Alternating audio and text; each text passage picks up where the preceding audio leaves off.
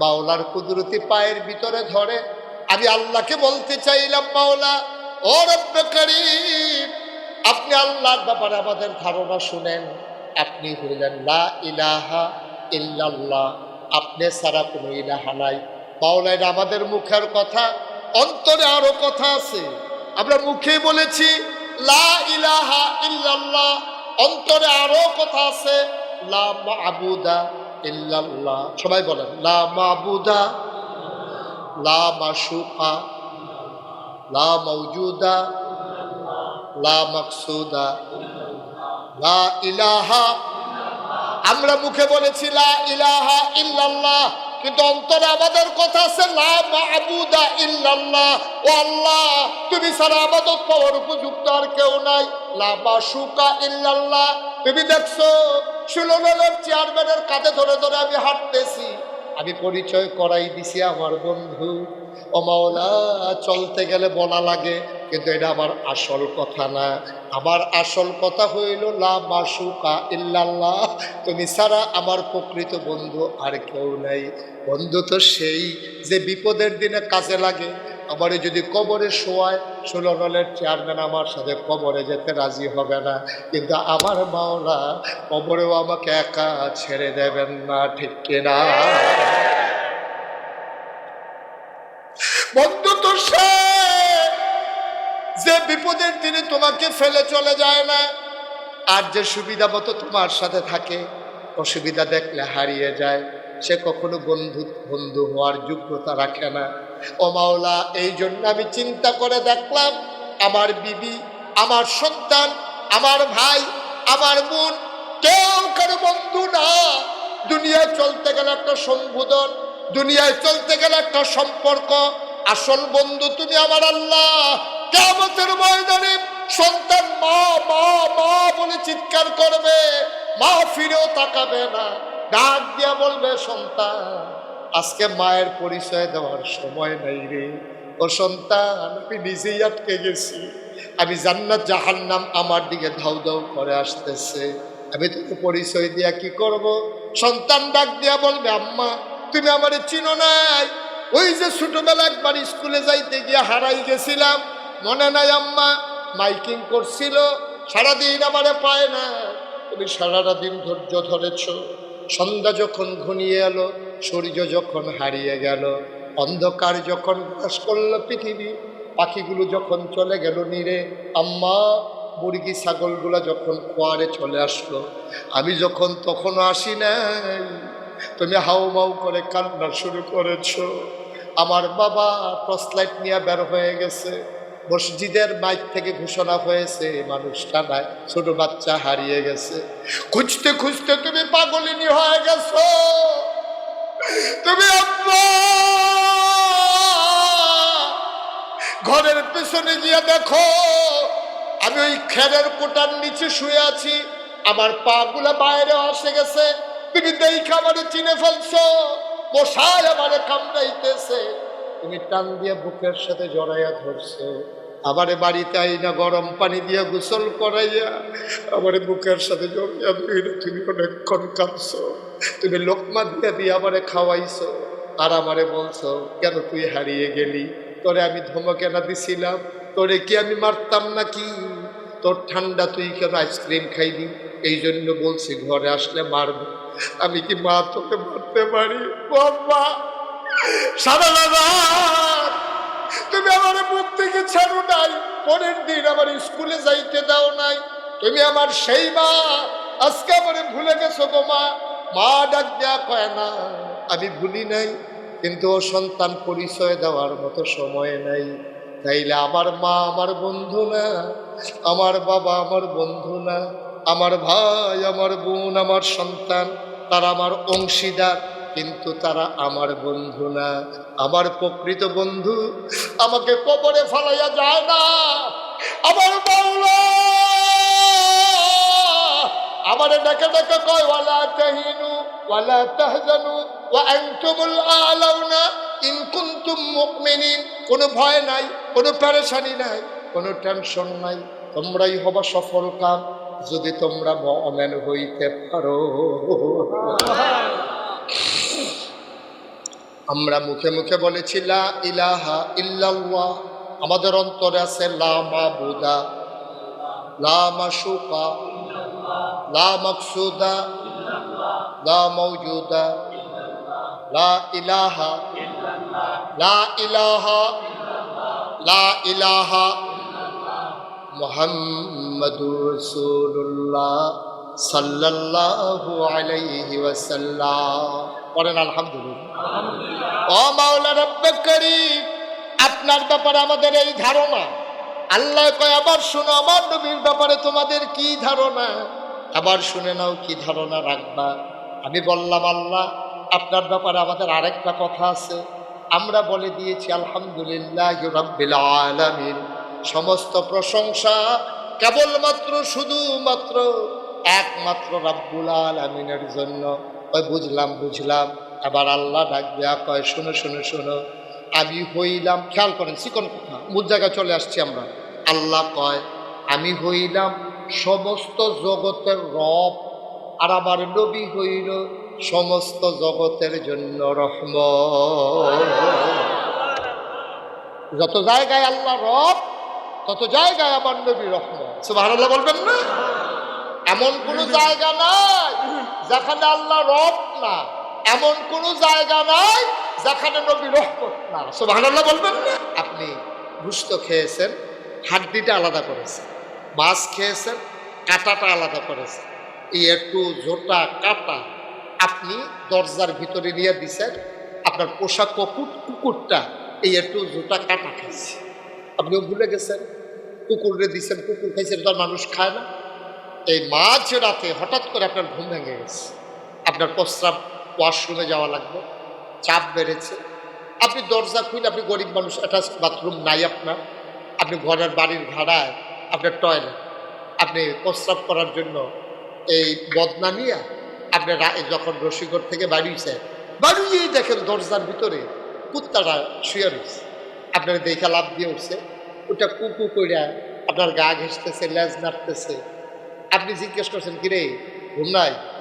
কুত্তাটা জিজ্ঞেসেন আর কি, মনের সুখে কথা কইতে আছে, কিরে ঘুম নাই? কুত্তাকে ঘুমাই আসলাম না। আমি যখন দেখলাম যে আমি যদি ঘুমাই থাকি, আপনি তো আমার মালিক, আপনার নিমক খাইয়া আমি জীবন ধারণ করি, আমি যদি ঘুমাই যাই রাতের আধারে আপনার ঘরে চুর আসবে, ডাকাত আসবে, এই জন্য আমি রাত জেগে জেগে আপনার ঘর পাহারা দিই, কারণ আমি নিমক খাইছি আপনার, আমি নিমক হারাম না। সুবহানাল্লাহ বলবেন না? কুত্তার ভাষা আপনি বুঝেন নাই, কিন্তু কুকুরের কথা ওইটাই যে আমি আপনার নিমক খেয়েছি, আমি নিমক হারাম না, এই জন্য আপনার ঘর পাহারা দিতেছি যেন কুকুর চুর ডাকাত না আসতে পারে। মুসলমান মন দিয়ে শুনো রে ভাই, মুসলমান, কুত্তায় তার মালিক চিনল, রাত জেগে জেগে তোমার ঘর পাহারা দিল। তুমি আশরাফুল মাখলুকাত, তোমারে আল্লাহ মানুষ বানাইল, তোমারে দিন দিল কামাই রোজগার করার জন্যে, রাত দিল ঘুমানোর জন্যে। আশা পরে তুমি ঘুমাও, নাক ডেকে তুমি ঘুমাও, আপত্তি নাই। ফজরের আযান যখন পড়ে গেল, তোমারে ডেকে ডেকে মুয়াজ্জিন কয় আসসালাতু খায়রুম মিনান নাওম, ঘুম থেকে নামাজ ভালো। মুসলমান, কুত্তা তার মালিক চিনল, রাত জেগে জেগে ঘর পাহারা দিল। তুমি আশরাফুল মাখলুকাত, তোমারে আল্লাহ ওই আকাশ দিল খুঁটি ছাড়া, জমিন দিল সমতল করে, কুলু কুলু বেগে বয়ে যাওয়া নদী, নদীর ভিতরে পানি, পানির ভিতরে মাছ, নদীর কিনারে গাছ, গাছের ভিতরে ফুল, ফুলের পরে ফল, নারিকেল গাছের মাথায় ডাব, ডাবের ভিতরে শরবত, আখের ভিতরে রস। সুবহানাল্লাহ কয় না? আমারে আল্লাহ সব দিল, কুত্তায় জুটা একটু জুটা কাটা খাইয়া মালিকের ঘর পাহারা দেয়, আর তুমি আশরাফুল মাখলুকাত, তোমার মালিক চিনলা না। মুয়াজ্জিন মসজিদের বেনার থেকে ডাকে, তুমি নাক ডেকে ঘুমাও, তুমি কম্বল মুড়ি দিয়ে ঘুমাও, তুমি উঠতে পারো নাই, ওই মাওলার দরবারে সাজদা দিতে পারো নাই। আল্লাহ কয় উলাইকা কাল আনআম, চতুষ্পদ জানোয়ার, আল্লাহ কয় না বালুহুমা আদাল, জানোয়ারের চাইতে আরো খারাপ, ঠিক কিনা?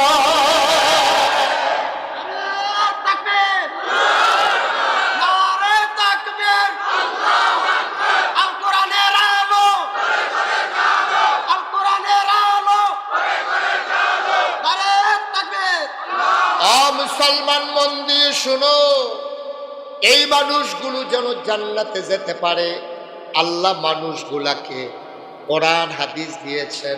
সবগুলা তুমি বুঝবা না, সবাই তো আর আমাদের মুহাদ্দিস না, মুফতি না, সবাই তো আমাদের পীর সাহেব না, ইমাম সাহেব না। এই জন্য মানুষ যেন জান্নাতে যেতে পারে, সহজ সরল মানুষগুলা সহজে যেন জান্নাতে যেতে পারে, এই জন্য আমার আল্লাহ মানুষকে মহামূল্যবান তিনটা জিনিস দান করেছেন। বলো সুবহানাল্লাহ। কয়টা? কথা কইতেন না? কয়টা? সভাপতি সব কথা কন লাগবে, ওটা হলে সাধারণ মানুষ কথা কইতে। তবে সভাপতি যদি দুম ধরে রয়েছে, আমরা কথা কই আলাপ কি কেন? কথা কয়ালাম, যেখানে যেটা বলার দরকার সবাই মিলে আমরা বলবো ইনশাআল্লাহ। আল্লাহ যেন কবুল করে, সবাই পড়ি আমিন। কয়টা জিনিস দিছে? সবাই কন কয়টা? এই তিনটা জিনিস যদি আপনি কাজে লাগাইতে পারেন, তাহলে আপনার জন্য জান্নাতে যাওয়া সহজ। আজকের আলোচনা এই সহজ তিনটি বিষয়, যেগুলো কাজে লাগালে আমরা জান্নাতে যেতে পারবো। জান্নাতে কি আমরা সবাই যেতে চাই? এটাও কয় না সবাই যাইতে চান। এটা কানটুপি মাথার দিছে, শীতের দিকে কানটুপি, তুমি বালা ওষুধ টাকাও দিছ, জ্বর উঠছে তো খুলে না মাথা মুথা ওই ডান্ডা খাবো লোনের কথা, তুই উলের টুপি নেই না না, তার মধ্যে তারা কারে কাউ কেডা কইছে না, তোরে সুন্দর লাগে। আরে বাড়িতে কইয়া দিয়ে তুই ফিট বাজে মাথা অন্যরকম, তার লেগে এরা সবসময় গরম। এটা কি 12 মাস মাথার দিয়ে রাখবা নিয়ত করছ? আচ্ছা, মার হাবা কন জুড়ে, আরো জুড়ে। এই বালি ওনার মানুষের, নদীর কাছের মানুষের যুদ্ধ বেশি, তারা তো রাজ্যের গাফা হারাতে কমালা ভাঙা ফেরা যে, আমি তো খারাতাই আর ছাত্র না, আমি তো এদিকে চিনি তৈরি, জানি তৈরি। মার হাবা কন, জুড়ে কর, জুড়ে কন মার হাবা। যখন যেটা বলতে বলি আসতে বলবেন না, জুড়ে বলবে, দুই একজন বলবেন না, সবাই বলবে। আরে ইন্টারন্যাশনাল মাহফিল না, আর্জেন্টিনার তো লুকাইয়া বসে দিরা। আরে ব্রাজিলের আসেনি নাকি না, আন্তর্জাতিক মাহফিল বানাইলে কারবার গড়াইলে সত্রে তোরা রে, কি কারবার যে যায় আল্লাহ জানে। মার হাবা বলেন, জোরে বলেন মার হাবা। তো যেই কথাটা বলতেছিলাম, কয়টা জিনিস না দিছে? তিনটা মহামূল্যবান জিনিস। এক নম্বর হলো আকল। ওই যে বলছিলাম আকল, আকল বুঝ, বিবেচনা, ভালো মন্দ বোঝার ক্ষমতা, এটা আল্লাহ সবাই দেয়নি। কেউ কেউ কাজে লাগাইছে, কেউ কেউ কাজে লাগায়নি। ১৫০০ বছর আগে নবীজি যখন আসছে আর দ্বীনের দাওয়াত যখন দেওয়া শুরু করছে, যারা আকলকে কাজে লাগাইছে তারা হয়ে গেছে সোনার মানুষ। সুবহানাল্লাহ বলবেন না? আবু জাহেলের যেহেন বাড়ি, আবুল আহাবের যেহেন বাড়ি, নবীজির বাড়ি তো লগে দিয়ে, উমরের বাড়ি তো হ্যাঁ নয়, আবু বকর তো হ্যাঁ না, তাহলে কেউ আবু বকর হয়েছে। আহা, বিরক্ত করতেছ কেন? সবাই শুধু আমার দিকে তাকাই থাকবেন, পারস্পরিক কথা বললেন না, মনোযোগের সাথে শুনেন। আমিন বলেন, জুড়ে বলেন, আর জুড়ে। তো আবু বকরের যেই শহরে বাড়ি, আবু জাহেলের তো এই শহরে বাড়ি। একজন আবু বকর হয়েছে, আরেকজন আবু জাহেল হয়েছে। কারণটা কি? কারণটা হইল আবু বকর তার বুদ্ধিটারে কাজে লাগাইছে, আকলটারে কাজে লাগাইছে। নবীজি যখন কইছে আমি নবী, আবু বকর মান্না লাইছে, আবু জাহেল মানে না। এই জন্য মানার কারণে এই আবু বকর হয়েছে, উমর হয়েছে, উসমান হয়েছে, আলী হয়েছে, তাদের ব্যাপারে বাচ্চা বসো, আরাম করে বসো। এই জন্য আমাদেরকে আল্লাহ তাবারক ওয়া তাআলা আকল দিয়েছে। তখন আকল যারা কাজে লাগাইছে তাদের ব্যাপারে কোরআনুল কারিমে আয়াত নাযিল হয়েছে। কি বলেছেন আল্লাহ? আল্লাহ কয় রাদিয়াল্লাহু আনহুম ওয়া রাদু আনহু, তাদের ব্যাপারে আল্লাহ খুশি, আল্লাহর ব্যাপারে তারা খুশি। সুবহানাল্লাহ বলবেন। এখন এই প্যান্ডেলটার ভিতরে যদি একটা ঘোষণা আসে যে পূর্বহরা হাই স্কুল ময়দানে তোমরা যারা আসো সবার ব্যাপারে আল্লাহ খুশি, আমাদের কি কোনো চিন্তা আছে? কোনো টেনশন আছে? আমাদের কোনো চিন্তা নাই। তা আমরা আল্লাহ আবু বকর, উমর, উসমান, আলী, তালহা, জুবাইর, আব্দুর রহমান ইবনে আউফ, সাদ ইবনে রাবিয়া, আব্দুল্লাহ ইবনে আব্বাস, আব্দুল্লাহ ইবনে মাসউদ, আব্দুল্লাহ ইবনে উমর, আব্দুর রহমান ইবনে আবু বকর, এরকম মানুষগুলোর ব্যাপারে আল্লাহ বলছেন রাদিয়াল্লাহু আনহুম ওয়া রাদু আনহু, তাদের ব্যাপারে আল্লাহ খুশি, আল্লাহর ব্যাপারে তারা খুশি। সুবহানাল্লাহ বলবেন না? এখন ওই আবু বকর, উমর ১৫০০ বছর আগে আমরা এখানে যারা আছি, ভাই ভাই দয়া করে এটা একটু বন্ধ করেন তো, আরে ফুলাটা মাহফিল ঘুরাইতে আছে না পুরো। যাদের হাতে ধরে রেকর্ড করছেন দয়া করে মোবাইলগুলো বন্ধ করেন, হাতে রেকর্ড ভালো হয় না। ইউটিউবে হাজার হাজার ওয়াজ আছে, আপনি কয়টা দেখবেন? হাতে ধরে ওয়াজ দরকার নেই, আপনি আমার দিকে তাকাই থাকেন, সারা জীবন তো ভিতরেই দেখলেন, ও হলি ভিতরে ফেলছে তো বাড়ি শিখিতা। এটা বন্ধ করে খেয়াল করে শুনে, বিরক্ত করেন না, নড়াচড়া করেন না। পিন পতন নিস্তব্ধতার মাঝে কথা হবে, খরগোশের মতো কান খাড়া করে মাছের মতো নিষ্পলক নয়নে আমরা কথা শুনবো ইনশাআল্লাহ। আল্লাহ যেন কবুল করে, সবাই পড়ি আমিন। তো যারা আকল কাজে লাগাইছে তারা হলো আবু বকর, উমর, উসমান, আলী। আমরা কারা? আমরা ১০,০০০ বছর আগে আইছি না, আমাদের ব্যাপারে কোরআন শরীফে কোনো কথা টথা আসেনি। তোমরা তারাই যারা আবু বকরের বংশধর। সুবহানাল্লাহ বলবেন না? আমরা উমরের বংশধর, আবু বকরের বংশধর, আমাদের ধমনীতে উসমান আলীর রক্ত প্রবাহমান, ঠিক কিনা বলো? আমরা জান্নাতি মানুষ, আমরা জান্নাতি হতে চাই, আল্লাহ যেন কবুল করে, সবাই পড়ে না আমিন। কারণ আকল যারা কাজে লাগাইছে না তাদের ব্যাপারে তো কোরআন শরীফ আল্লাহ কইছে উলাইকা কাল আনআম বাল হুম আদাল, ওরা জানোয়ারের চাইতে খারাপ। তখন ওরা কারা? ওরা হলো আবু জেহেল, আবু লাহাব, উতবা, সাইবা, মুগীরা, ওরা। তাইলে আমরা হইলাম আবু বকরের বংশধর। তইলে ১৫০০ বছরের আগের আবু বকরের যদি বংশধর রাজ্য ২০২৪ সালে ৮ই মার্চ আমরা হইতাম পারি, তইলে ১৫০০ বছর আগের আবু জেহেলের বংশধর এখন আছে নাকি নাই? হিসাবে তো তখনের কথা। আমি যখন খালি দূর কইছি আছে, দাউদ কান্দি মাহফিল একবার ফাল দেখে কত কি হন বই আমি তারে ফাইলে কি তা করলেন, তারে ফাইলে পানি লাগাইলাম না, পাইখানা খেলা করে থুতাইয়া তারে গোসল করাই নিলাম, খেড়াই চিনছ না ইয়ে করে। আবু জেহেলের বংশধরও বাংলাদেশও আছে। তাহলে আমরা না আমরা কার বংশধর? আবু বকর, উমর, উসমান, আলী, তাদের বংশধর। তাহলে আবু জেহেলের বংশধর কারা? আপনি যদি বিচারেন, আমার যদি জিজ্ঞান হুজুর কো না, তারে এমনি পাওয়া যান, এটি এমনি সচরাচর বাজারও উঠে না। এটি দেখবেন এই বাংলাদেশও আছে, তবে এটি সচরাচর বার হয় না।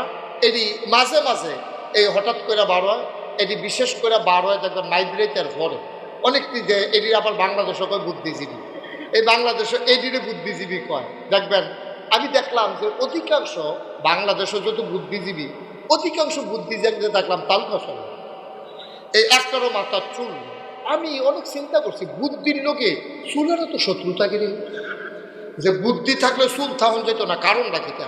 অনেক গবেষণা করে আমি নিজে নিজে বার করছি, আমার মনে হয় বুদ্ধি গুতাইয়া তার চুল বেড়াই আলগা করে লাগছে। নাউজুবিল্লাহ কইতেন না? এটি কথা কইতো লইলে ইসলামের বিরুদ্ধে কথা কয়, আল্লাহ চিনে না, নবী চিনে না, হাতে আবার কিসের বুদ্ধিজীবী? এটি বুদ্ধিজীবী না, এটি বুদ্ধিজীবী নামের কলঙ্ক। আল্লাহ যেন মাফ করে, সবাই পড়ো আমিন, জোরে পড়েন আমিন।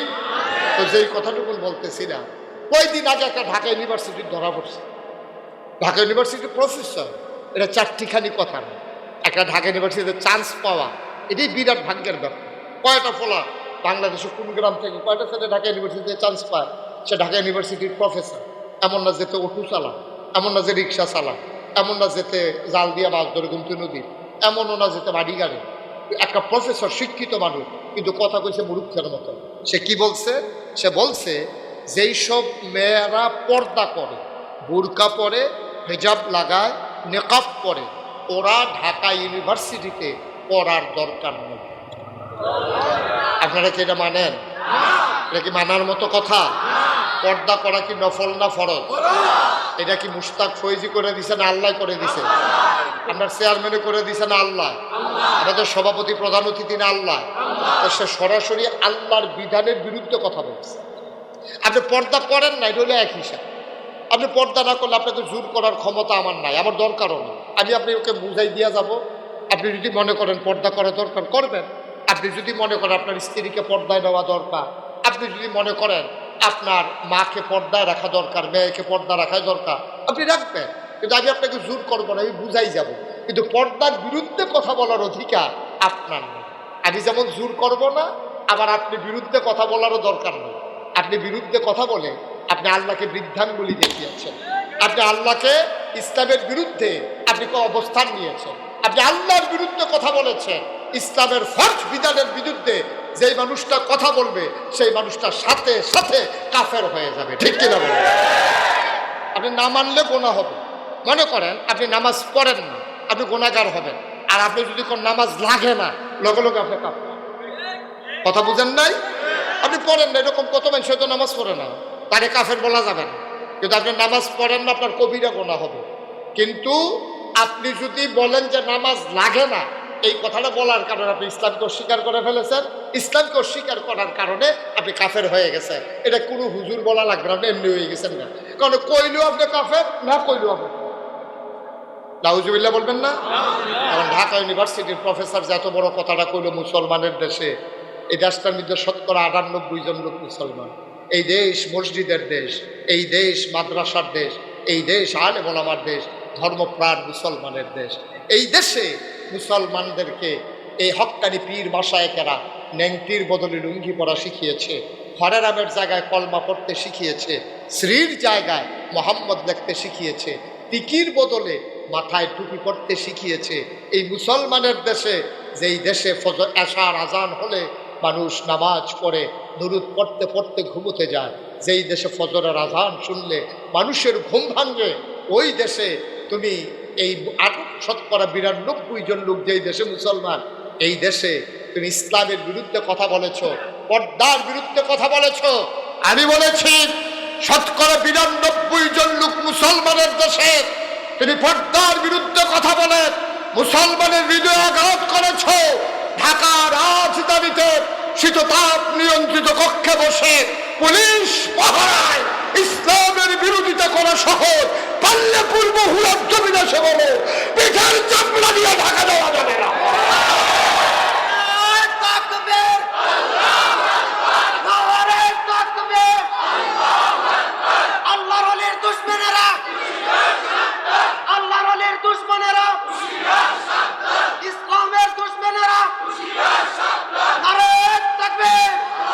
সবাই পড়েন আমিন, জোরে পড়েন আমিন। আমি বলেছি যে আমাদের যে গরু ছাগলগুলা, এটির তো কেউ হাফ প্যান্ট কিনলে চলতেছে না, তো তোমার বউয়ের তুমি ছাড়া দিয়ে রাখো, আমার সমস্যা কি? তোমার মেয়ের ছাড়া দিয়ে রাখো। তুমি যদি মনে করো তোমার সমস্যা নেই, তো আমাদের সমস্যা হওয়ার কিচ্ছু নেই। কিন্তু তুমি আমার পর্দার বিরুদ্ধে, আমার ইসলামের বিরুদ্ধে কথা বলার মতো দুঃসাহস এই বাংলাদেশে বরদাস্ত করা হবে না, ঠিক কিনা বলো? তুমি মানলে মানো, না মানলে এটা তোমার ব্যাপার, এটা তোমার পার্সোনাল ব্যাপার, এটা আমার ব্যাপার না, এটা আমার দরকারও না। আল্লাহ যেন হেফাজত করে, সবাই করে আমিন। বেটা আকল যে কত দাম! আপনি বাংলাদেশে, পৃথিবীতে অনেক প্রযুক্তি বের হয়েছে যেটা আপনাকে বদলে দিতে পারে। আপনি এমন অনেক ক্রিম বেরোইছে, আপনি যদি ১ সপ্তাহ ইউজ করেন, আপনি কালা বেড়া পুরা দুর্দশা হয়ে যাবে। আপনার এই যে ১ সপ্তাহ আগে দেখছে, 1 সপ্তাহ পরে দেখে তো ডরাইব, কি জানে কি দেখলাম কি দেখি, এই ডরাইব আপনারা দেখ।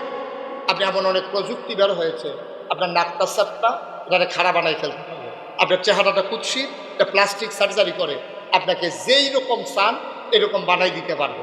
আপনার এই দাড়িগুলো আপনার মনে করেন কুকড়ানো, এটাকে স্ট্রেট বানিয়ে ফেলতে পারবে। আপনার চুলগুলো কুকড়ানো এবং কি বলে উস্কো খুস্কো চুল, আপনি এটাকে সিল্কি বানাই ফেলতে পারবেন এবং স্ট্রেট বানাই ফেলতে পারবেন। আপনার দাঁতগুলো উঁচা নিচা, আপনি এটাকে সোজা করে ফেলতে পারবেন, পরিপাটি করে ফেলতে পারবেন। সুতরাং প্রযুক্তি অনেক কিছু বদলে দিতে পারে, কিন্তু সবাই মিলেও, গোটা পৃথিবীর মানুষ মিলে একটা বোকা মানুষকে বুদ্ধিমান বানাইতে পারবে না। পারবে? আল্লাহর দেওয়া নেয়ামত। একটা লোকের হাত নাই কিন্তু আহল আছে, একটা লোকের ভাও নাই কিন্তু আহল আছে, লোকটা চোখে দেখে না কিন্তু আকল আছে। সুবহানাল্লাহ কয় না? আমি আমার বাসা হলো কুমিল্লা রানীর বাজারে। রানীর বাজারে তো যখন শহরে থাকি অনেক সময় আমি ওখানে নামাজ পড়ি রানীর বাজার মসজিদে। তো মসজিদের গেইটে দুই পাশে কিছু ভিক্ষুক থাকে। আমার এক বন্ধু একবার কুমিল্লা আসছে দেখা করার জন্য। আসার পরে আমার কইতে আছে, দোস্ত তোমার লোক একটু জরুরি কথা কই দেখা করবো। আমি কিন্তু মসজিদে আগে পড়ো, মসজিদে যখন গেছে নামাজ পড়ে বাড়িছি, তো একটা ওই ভিক্ষুকগুলার ভিতরে একটা ভিক্ষুকের লোক আমার খুব খাতির, তার আমি একটু সুখ দুঃখ ভালো মন্দ খেয়াল করি, যেটুকু পারি চেষ্টা করি। আমিও তো আর ধনী মানুষ না, গরিব মানুষ, আমার মতো আমি চেষ্টা করি আর কি। তো আমি মসজিদে গেলে এতে আশা করে আমি কিচ্ছু না কিচ্ছু তারিখ দিই। তো আমার বন্ধুর লোকে কথা কইতে কইতে যে বাড়ি গেছি গা, লোকটা অন্ধ চোখে দেখে না, যে আমার গলা তো শুনছে, শুনে সে বুঝা ফেলছে। তো বুঝছে তারে ফারুইয়া সীমানা ফারুই আমি আগে জেগেতে আছি। তা আমার কোথাছে হুজুর জাগিতেছে, আমি আরে না আইতে আছি, মনে আছে তোর কথা, অসুবিধা। আমি ফিরা গিয়া আমি আমার বন্ধুরে কইলাম এই লোকটা সাংঘাতিক আকল, কয়েছে সুহে দেখ না কি আকল, আমি কই হনে দেখবা কি আকল।